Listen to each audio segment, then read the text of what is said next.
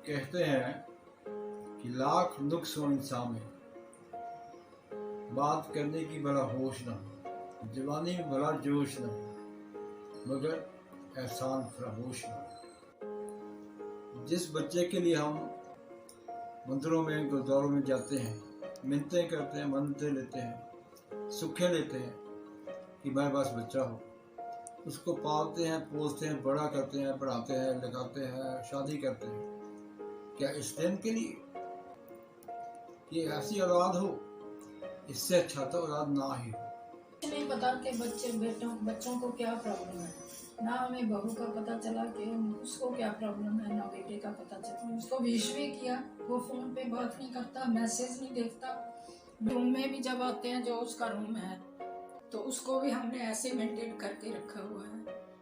सजा तो हम नहीं चाहते कि उसको मिले, जो उसको सबक जरूर मिलना चाहिए।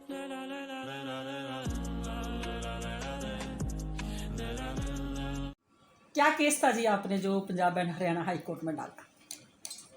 एक कपल मेरे पास आया, सतीश कुमार जी और उनकी वाइफ। उनका एक बेटा है जिसका नाम अक्षय है। तो इन्होंने अक्षय को पाला पोसा, पढ़ाया लिखाया और M.Tech तक को पढ़ा कंप्यूटर साइंस में। उसका एक लड़की के साथ, आकांक्षा के साथ प्यार हो गया। तो उन बच्चों ने दोनों आपस में शादी कर दी और शादी करके वो गुड़गांव चले गए। फिर वो महीने में एक आध बार आते। ये शादी ये अरेंज थी या अरेंज लव मैरिज की मैरिज, तरह? लव लव मैरिज थी। लव कम अरेंज मैरिज थी। जी जी। और उसको शादी के बाद वो गुड़गांव चले गए। इन्होंने अपने बेटे की शादी पे कोई 20-25 लाख रुपए खर्च किए। और जब वो गुड़गांव चले गए, उसके बाद वो महीने में एक आध बार आते थे। 6 महीने तक तो ये कम चलता रहा, आते रहे वो, एक महीने में एक आधा बार। फिर वो 6 महीने के बाद वो एक आधी बार आना भी बंद कर दिया। उसके बाद वो कहाँ रहे, कहाँ नहीं रहे, उन्होंने सतीश जी को, इनकी वाइफ को बताया नहीं कि वो कहाँ पे है। इन्होंने बहुत कोशिश की ये जानने के लिए कि मैं, हमारा बेटा और जो बड़ी बेटी है वो कहाँ पे है। इनको कहीं खबर नहीं मिली कि ये कहाँ पे है। ये पुलिस में भी गए, उन्होंने चीफ मिनिस्टर को भी अर्जी दी, सब जगह आस पास ही घूमे यही जानने के लिए कि उनका बेटा है कहाँ। बड़ी मुश्किल से ये उसको ढूंढ सके कि ये है कहाँ।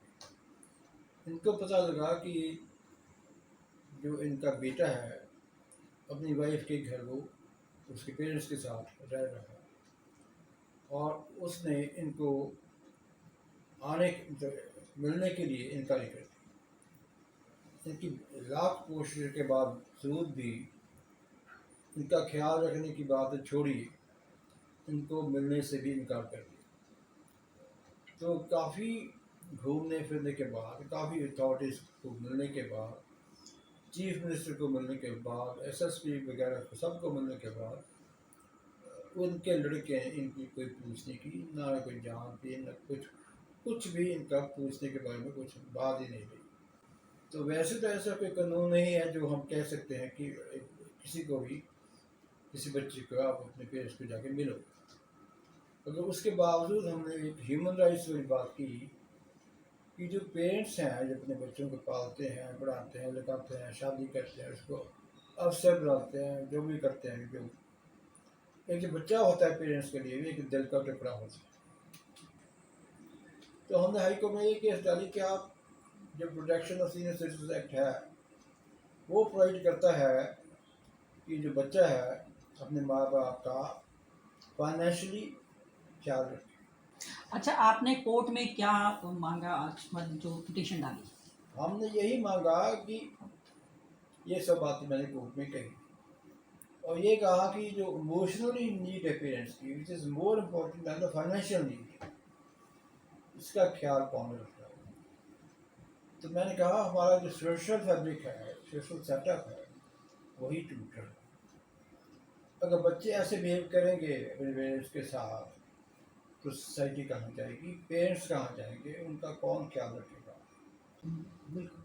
तो इन हालातों में मैंने कहा कि कुछ ना कुछ जो भी हो सकता है सरकार कर सकती है, इन हालातों में वो करे, नहीं तो हमारी सोसाइटी जो है वो रहेगी नहीं। बिल्कुल। वो जो जब साहब ने बात मेरी सुनी सारी बात, ये तो मैंने कहा ये तो एक दो पेरेंट्स की बात नहीं मैं कर रहा, ये तो टोटल सोशल सेटअप की बात कर रहा हूँ। यस। तो जजेस का इस बारे में क्या एटीट्यूड लग रहा है? तो मैंने यही बात उनसे कही थी कि ये तो बेसिक फाउंडेशन है सोसाइटी की। अगर बच्चा प्यार नहीं करेगा या ख्याल नहीं रखेगा पेरेंट्स का, तो फिर वैसी वर्षा होगा, तो आपका सारा फैमिली एकदम फंस जाएगा।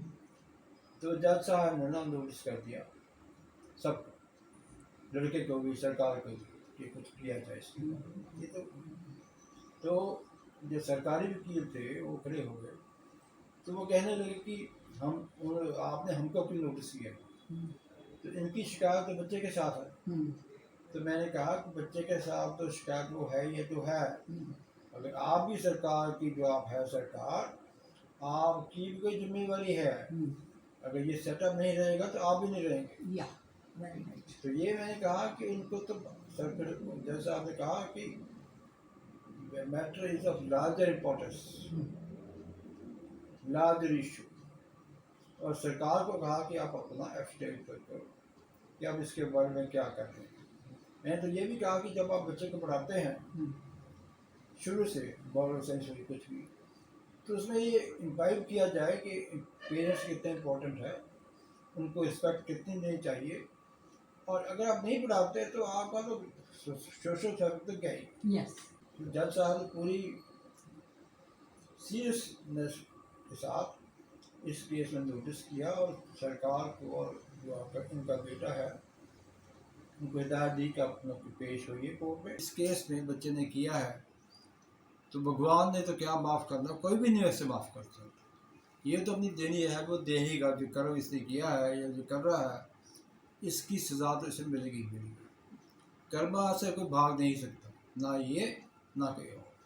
Punjab and Haryana high court में एक अजीब मामला आया। एडवोकेट रंजन लखनपाल के द्वारा सूट दाखिल किया गया। जानते हैं सतीश बंसल दंपति की क्या प्रॉब्लम है। सतीश जी नमस्कार। नमस्कार जी। मामला बहुत बड़ा है। असी मेरा बेटा अक्षय बंसल पिछले 4 साल से नहीं आ रहा, इसलिए मजबूर होकर मेरे को हाई कोर्ट का सहारा लेना पड़ा। रंजन जी से बात करी, 19 तारीख को मैं उनके पास आया, 19 मार्च को, उस दिन उसका बेटे का जन्मदिन होता है, तो हमारे को तो उनको बहुत